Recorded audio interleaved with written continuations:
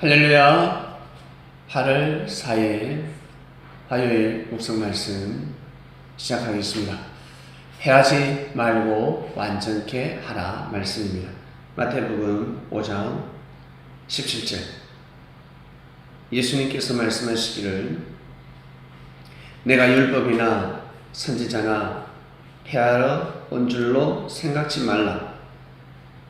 폐하러 온 것이 아니요 완전케 하려 함이로다 라는 말씀입니다.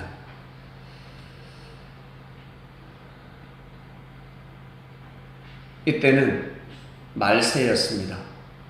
말세.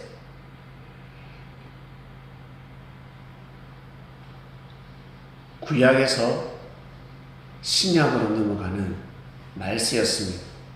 신약이란 새로운 하나님의 역사입니다. 구약 안에서도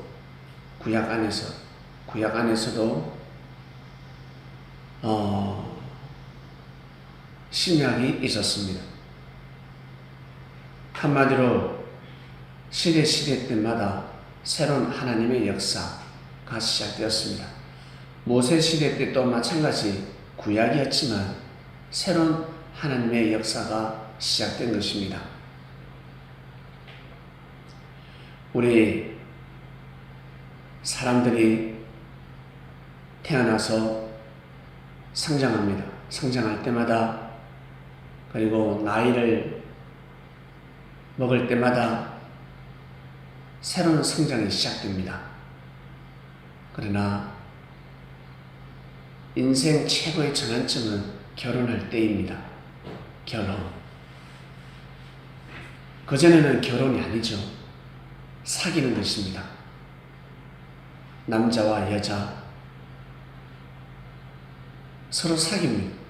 사귀다가 헤어집니다. 그러나 결혼은 쉽게 헤어질 수가 없습니다. 너무나 중요한 약속입니다. 중요한 때입니다. 중요한 만남입니다. 왜 그럴까? 생명을 잉태하기 때문에 그렇습니다. 가정을 꾸리기 때문에 그렇습니다. 가족이라는 구성원을 만들기 때문에 그렇습니다. 그전에는 등 돌리면 남입니다. 친구하고 잘 지내다가 사귀다가 돌았으면 끝입니다. 그러한 개념으로 결혼을 하게 되면 망하게 됩니다. 인생이 망할 수가 있습니다. 그전에는 망하지가 않죠. 왜? 악수하다가 손을 놓을 수가 있습니다. 어제 만난 친구 오늘 안 만날 수도 있습니다. 어제 만난 남자와 여자 전화 안 하면 약속을 어기면 그냥 끝나는 것입니다. 그러나 결혼할 때까지 어때요? 만나는 사람들, 관계성을 맺는 사람들 중요하지 않습니까? 다 중요합니다. 초등학교 인생도 중요하고 중학교 인생도 중요합니다. 그리고 고등학교 때 인생 만나는 사람들 다 항상 새로운 삶이 시작되지 않습니까? 그런데 이제 다 성장해서 결혼을 해야 합니다. 나의 이 젊음과 나의 이 고운 마음, 멋있는 마음, 그리고 이 나의 능력, 내 맞는 짝을 찾아서 가정을 꾸리는 것입니다. 그때가 정말 중요합니다. 너무너무 중요합니다. 자기의 장점을 인정하고 단점을 보완해 줄 수 있는 사람. 장점은 당연하게 생각하고 단점을 보완해 줄 수 없는 사람을 만나서는 아니 됩니다. 자기의 부족을 도와줄 수 있는 사람을 만나야 합니다. 그처럼 구약 시대 때마다 상당히 다 중요했습니다. 너무 중요합니다. 그런데 인류 역사 가운데 신약이라는 역사가 이스라엘 땅에서 시작되어 버렸습니다.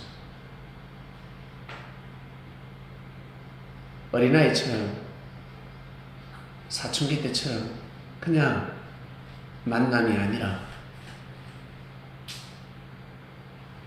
이제 신약은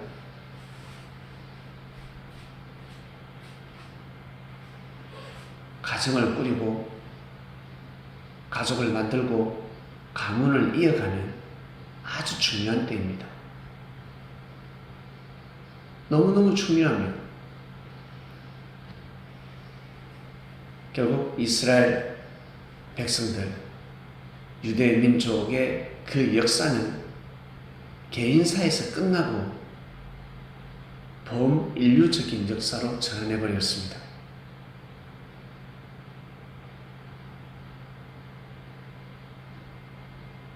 자기 민족에게만 국한된 하나님의 역사가 아니라 전 인류를 향한 하나님의 역사가 이제 복음이 전파되기 시작했습니다.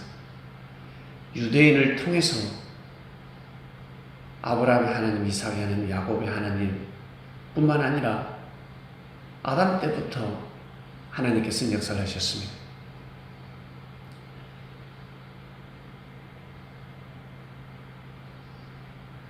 그렇게 역사하신 하나님께서 인류적으로도 동지성으로 늘 항상 내가 역사한다, 주무시지도 아니하고 역사한다라는 말씀이 있는 것처럼 똑같이 역사하신다라는 말씀이 선포되어 버렸습니다. 근데 예수님 때 어때요? 역사가 패하는 줄로 생각했습니다. 패하는 역사가 아니었습니다. 완전케, 보다 완전케 하는 역사로 지금 출발을 하고 있습니다. 근데 몰랐습니다. 여러분, 모든 민족은 다, 모든 국가는, 모든 민족은 다 처음에는 자유가 없었습니다. 백성들에게 그다지 자유가 없습니다. 다 공산주의입니다. 고려시대 때, 고조선 시대 때, 고조선이 있을 때도 공산주의였고, 그게 공산주의라는 언어가 없었을 뿐이지, 고려시대 때도 공산주의, 조선시대 때도 공산주의입니다. 혈통, 왕권이 혈통이었습니다. 백성들이 말을 함부로 하다가는 목 날라갑니다. 다, 우리나라도 다 조선시대, 여러분이 좋아하는 세종대왕, 공산주의 역사를 펼쳐왔습니다. 공산주의 사상을 가지고 있습니다. 내가 왕이다. 그리고 내 아들이 곧 왕권을 물려받을 것이다. 똑같아요. 공산주의. 공산주의는 독재라 그러잖아요. 독재. 죽을 때까지 정치하지 않습니까? 고려시대 때도 공산주의요. 조선시대 때도 공산주의. 그래서 여러분 가정에 가면 어떻습니까? 부모가 독재하면 공산주의라고 표현합니다. 자식이 숨을 못 쉬면 너 아버지 완전히 이야 너 집안은 공산주의네 라고 합니다. 백성이 주인이 되어야 하는데 민주주의는 백성이 주인입니다.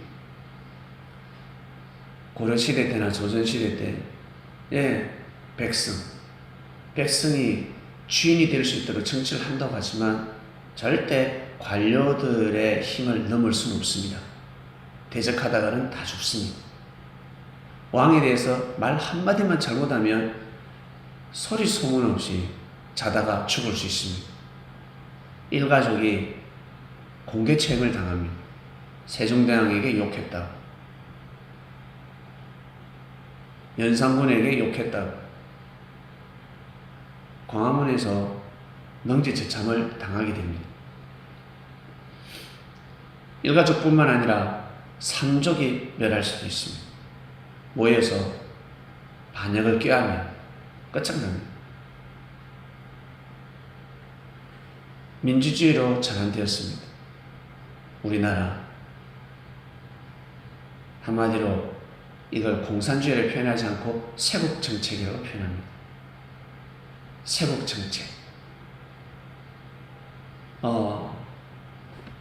그러다가 어찌 됐습니까? 수많은 사람들이 죽고 백성들이 종교를,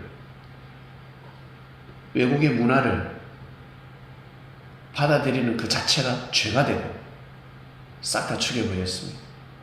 그 문화를 가지고, 왜 그 문화가 정부를 뛰어넘을 것 같거든. 정부보다 뛰어난 문화를 받아들이니까. 그리고 다른 명분을 내세워서 다 죽여버립니다. 다 공산주의였습니다. 공산주의가 무엇입니까? 빨갱이가 무엇입니까?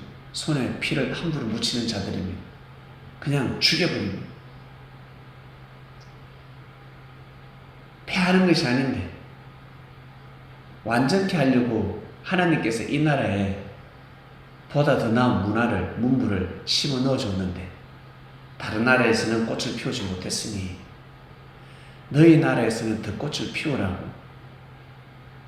외국의 그 문화는 외국 것이 아니라 하나님 것이었습니다. 하나님께서 시대 때마다 하늘에서 비가 내리듯이 시대의 흐름에 따라 하늘의 문화를 주셨는데 그 엄청난 문화를 이 나라가 더 중국으로부터, 미국으로부터, 그리고 일본으로부터 벗어날 수 있는 크나큰 선물을 주셨는데 그것을 패하고 말았습니다. 자기 왕권이 흔들린다 생각했습니다. 자기가 피를 흘려가면서까지 이 나라를 발전시켰어야 되는데 그런 사상과 정신이 없었습니다. 그게 공산주의 아니겠습니까? 옛날에는 공산주의라는 단어가 없었습니다. 다 공산주의였습니다. 지금도 가정에서 부모가 공산주의로 독재하는 가정도 있을 것입니다. 그런 가정은 빨리 벗어나고 싶죠. 가초해버리지 않습니까? 종교 또한 마찬가지, 회사도 마찬가지. 어디든지 공산주의는 존재합니다. 말만 대한민국 민주주의지 그 땅에서 공산주의 독재하는 곳이 많습니다. 공산주의 사상과 정신을 가지고 정치를 하며 경제를 운운하며 종교를 운운하는 데가 너무나 많습니다. 그것은 하나님의 역사를 완전케 하는 곳이 아니라, 하나님의 뜻을 완전케 하는 것이 아니라 패하게 만드는 것입니다. 패해버리는 것입니다. 그러면 그것 또한 나중에 패하게 됩니다. 가만히 두면 됩니다. 가만히 두고 자기 할 일을 열심히 부지런해서 가면 자기는 완전케 되는 삶으로 계속해서 거듭난다는 것입니다. 하나님 아버지 감사합니다. 패하지 말고 완전케 하라 말씀을 듣고 있습니다. 이 시대에 합당한 말씀을 저희들에게 주셔서 생각을 전환하게 하시고 시대가 급변하는 시대에 삶을 잘 살아갈 수 있도록, 하나님을 잘 섬기는 삶을 살아갈 수 있도록, 자기 생각에 빠지면, 자기 주관에만 빠지면 공산주의가 될 수밖에 없습니다. 그래서 입에서 함부로 험담이 나오고 비판이 나오고 욕이 나오고 결국 돌을 던지게 되고 사람이 죽으면 손뼉을 치게 되고 그게 공산주의지 어찌 민주주의겠습니까? 하나님, 저희들은 진리를 들었으니 진리 안에서 자유로운 삶을 살 수 있도록, 부디 진리 안에서 자유로운 삶을 살 수 있도록 이 시대에 그리스도인들 되게 하여 주시옵소서. 감사합니다. 예수님의 이름으로 기도드립니다. 아멘.